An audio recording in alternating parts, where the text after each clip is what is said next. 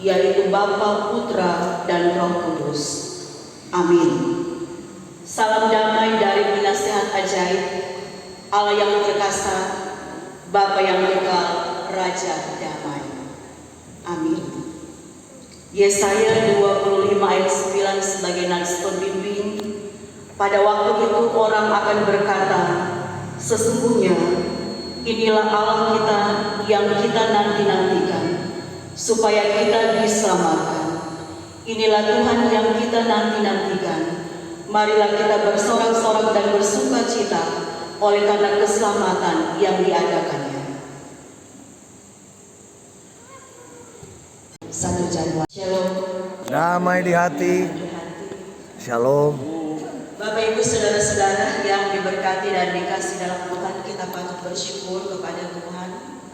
Oleh karena kasih dan kemurahannya, kita boleh ada lagi dalam perayaan menyambut Natal Yesus Kristus, khususnya orang yang ada di Jemaat Gereja Palua Kolom 4, boleh ada lagi dalam sukacita dan kegembiraan merayakan Natal Yesus Kristus di tahun 2022 ini. Dan kolom 4 merupakan kolom terakhir menutupi semua rangkaian ibadah-ibadah menyambut Natal Yesus Kristus di Jemaat Gereja Palua. Firman Tuhan yang orang renung-renungkan di sepanjang minggu-minggu Advent ini, orang yakin itulah yang membekali dan memperlengkapi kehidupan orang semua dalam rangka untuk menyambut dan merayakan Natal Yesus Kristus di tanggal 25 Desember nanti, tetapi juga dalam mempersiapkan diri kita untuk menyambut kedatangan Tuhan untuk kali yang kedua. Bagi kita yang menjadi pertanyaan malam hari ini, apakah di minggu Advent yang keempat atau sampai di minggu Advent yang keempat, minggu yang berjalan ini, sudah siapkah untuk menyambut dan merayakan Natal Yesus Kristus? Sudah siapkah kita untuk menyambut kedatangan Tuhan? Layakkah dan pantaskah kita untuk menyambut kelahiran Tuhan Yesus dan kedatangannya untuk kali yang kedua? Mengapa saya katakan ini? Sebab untuk datang kepada Tuhan tidak sembarangan. Tetapi kita harus sadari dan kita harus pahami siapa yang akan kita jumpai. Dikatakan oleh pemazmur bahwa Dia adalah penguasa alam semesta, langit, bumi, dan segala isinya, termasuk Dia yang berkuasa atas kehidupan kita manusia. Karena itu bukanlah perkara yang gampang untuk diperkenankan Tuhan masuk dalam hadirat-Nya. Dan hal inilah yang tertulis dalam pembacaan Alkitab kita melalui kitab Mazmur pasal 24 ayat 1 sampai dengan ayatnya yang ke-10 ini. Pemazmur mengawali pembacaannya atau yang kita baca ini dalam sebuah pengakuan siapakah Tuhan Allah. Pemazmur ini dia sangat sadar dengan benar siapa Tuhan Allah itu. Karena itu dia mengungkapkan bahwa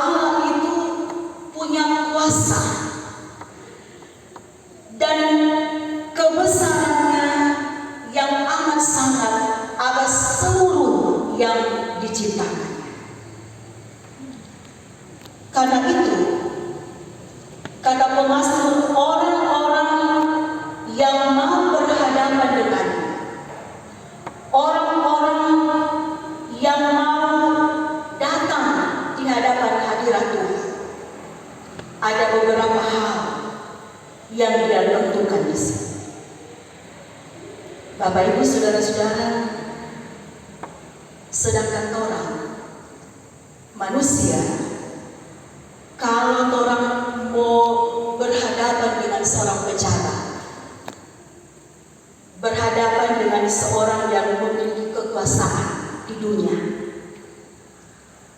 orang pasti akan memperhatikan orang pe sikap, orang pe perilaku, orang pe tutur bahasa, sampai dengan hal-hal yang kecil, orang pe pakaian dan sebagainya. Apalagi ketika orang akan berhadapan dengan Tuhan Allah, Sang Pencipta, Sang Penguasa, Sang Pemelihara kehidupan kita semua, tentu lebih daripada itu. Karena itu pemazmur di sini dia mau menyatakan bahwa persiapan umat Tuhan yang mau menghadap kekudusannya bukan hanya sekedar siap, tetapi juga dikatakan bahwa mereka harus layak dan pantas untuk berhadapan dengan Tuhan Allah. Di sini pemazmur setelah dia mengakui otoritas Tuhan Allah atas semua yang diciptakan oleh Tuhan, pemazmur menguraikan satu persatu persyaratan-persyaratan yang harus dimiliki oleh umat Tuhan ketika mau menghadap Tuhan Allah, ketika mau bertemu dengan Tuhan Allah. Kriteria yang harus dimiliki oleh umat Tuhan menurut pemazmur di sini adalah orang-orang percaya yang mau menghadap hadirat Tuhan, yang terlebih dahulu harus ingat bahwa Allah itu adalah kudus. Dan karena itu orang-orang atau umat Tuhan yang akan berhadapan dengannya pun harus memiliki kekudusan hidup.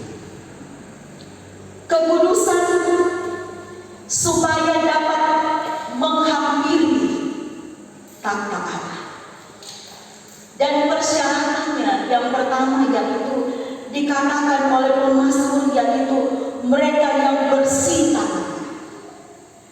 Artinya yaitu orang-orang yang mengerjakan kehendak Tuhan dan tidak melakukan kejahatan. Kemudian persyaratan yang kedua, memiliki hati yang murni, yang artinya tidak dikuasai oleh kejahatan dalam bentuk apapun. Bahkan dalam Matius 5 ayat 8 di sana dikatakan, berbahagialah orang yang suci hatinya, karena mereka akan melihat Allah.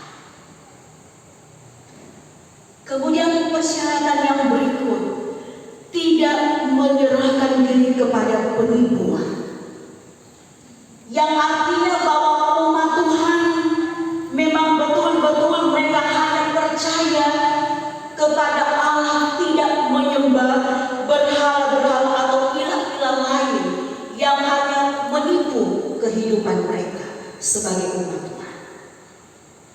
Dan yang terakhir adalah mereka yang tidak bersumpah palsu.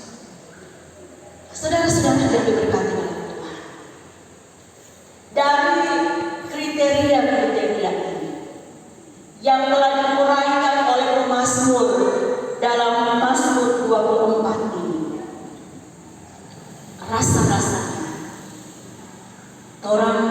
manusia tidak lolos, tidak layak untuk berhadapan dengan Tuhan.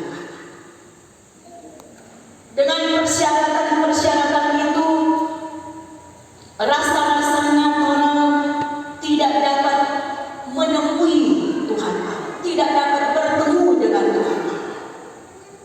Sebab siapapun kita manusia, orang adalah orang-orang yang tidak luput dari kesalahan, yang tidak luput dari perbuatan-perbuatan yang mendatangkan dosa. Sebab seperti yang diungkapkan tadi, yang akan kita temui adalah seorang pribadi yang kudus tanpa celah. Nah, karena itu dia pun menginginkan kehidupan kita harus kudus dalam ketika berhadapan dengan. Tetapi saudara-saudara, orang patut bersyukur karena Kristus telah menjadi perantara antara kita dengan Allah, Allah yang kudus, Allah yang berinisiatif untuk menjadi perantara antara kita dengan Bapa-Nya, Allah yang mau menguduskan kehidupan kita, orang-orang yang berdosa, supaya kita semua layak untuk berhadapan dengan Sang Pemilik kehidupan kita. Sehingga kita manusia, kita layak ada di hadapan hadirat yang kudus. Karena itu orang-orang yang dikuduskan untuk Tuhan, artinya orang-orang yang telah dipilih, orang-orang yang telah disendirikan, yang telah dipisahkan. Dikuduskan bukanlah berarti bahwa orang tersebut tanpa dosa, melainkan orang yang akan selalu ingin membangun relasi yang baik antara kehidupan pribadinya dengan Tuhan Allah, termasuk mau hidup dalam pembaharuan di dalam Tuhan, termasuk orang yang mau berusaha supaya menjaga kekudusan hidupnya sampai dia datang untuk kali yang kedua. Kita telah diselamatkan oleh Allah melalui Yesus Kristus, Sang Mesias, yang lahir, yang menderita, yang disalibkan, yang mati untuk kita semua, agar supaya kita tidak diperhitungkan sebagai orang-orang yang dibenarkan. Kita diperhitungkan oleh Tuhan sebagai orang-orang yang mau dibenarkan, bukan karena kekuatan kita, bukan karena segala sesuatu yang orang buat dalam kehidupan ini, tetapi itu semua karena anugerah Tuhan bagi kehidupan kita, sehingga kita dilayakkan, kita diperhitungkan untuk menjadi umat Tuhan yang dikuduskan. Oleh karena itu, biarlah kita yang telah disendirikan, kita yang telah dipilih, kita yang telah dikuduskan oleh Tuhan Allah melalui Tuhan Yesus Kristus yang datang dalam dunia ini, kiranya kehidupan kita akan tetap terselayang, kehidupan kita akan tetap dapat menjaga kekudusan, sehingga kita memperoleh berkat, memperoleh keadilan dan keselamatan, seperti yang dikatakan oleh pemazmur dalam ayat yang kelima.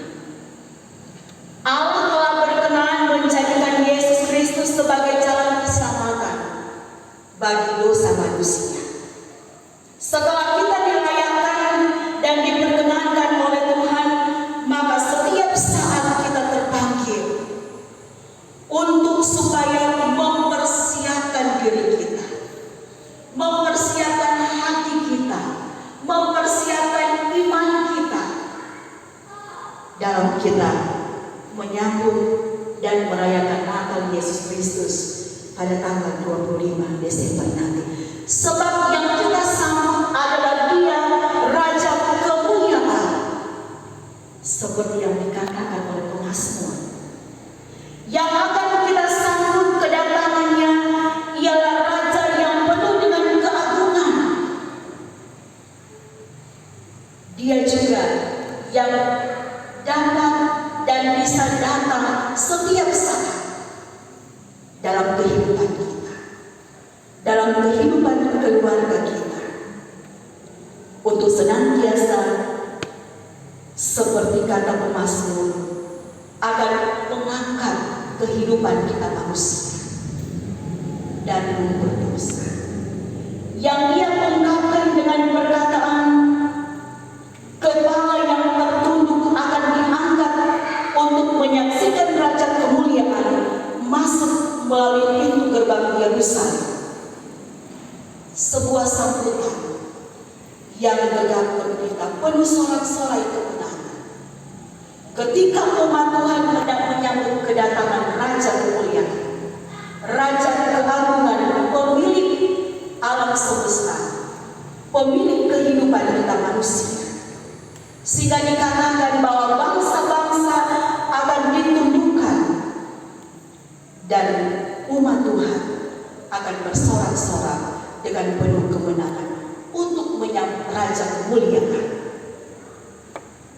yang akan kembali untuk membawa kemenangan bagi setiap orang yang percaya kepadanya.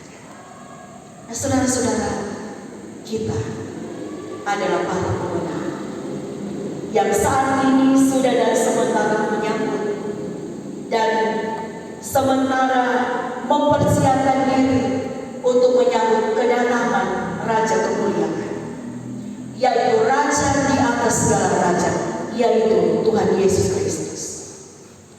Kita sambut kedatangannya dalam kekudusan hidup kita, dalam kekudusan hidup keluarga kita, dan kita optimis bahwa Raja di atas segala raja yang akan datang ke dalam dunia ini, Dialah yang akan terus membenahi kehidupan kita. Dialah juga yang akan terus ada dalam hati kita dan tinggal dalam kehidupan kita selamanya. Nah, karena itu sebagai umat Tuhan, mari kita tetap menjaga hati kita. Kita tetap menjaga seantero kehidupan kita, pikiran kita, menjaga mulut kita, menjaga tingkah laku kita, agar kita layak, agar kita pantas dalam kita menyambut dan merayakan kedatangannya yang lahir ke dalam dunia ini. Mari kita sambut kedatangan Tuhan Yesus, Sang Raja Damai, Sang Raja kemuliaan dan keagungan, dengan penuh sukacita, dengan penuh kedamaian, dan sambil orang fokus untuk mempersiapkan seantero kehidupan kita yang benar-benar layak untuk menyambut dan merayakan Natal Yesus Kristus di tahun 2022. Semoga saudara-saudara dan saya yang telah dilayakkan Tuhan untuk menyambut dan merayakan Natal, tetapi juga yang layak untuk menerima kehadirannya dan yang layak juga kita berhadapan dengannya, kita tetap akan menjaga kehidupan kita supaya hidup yang Tuhan anugerahkan memang benar-benar boleh menjadi berkah bagi kehidupan orang-orang yang ada di sekitar kita, sehingga sampai kapanpun hidup yang Tuhan beri, kita hidup oleh karena kasih dan anugerah Tuhan. Selamat menyambut dan merayakan Natal Yesus Kristus 25 Desember, dan selamat menyongsong tahun baru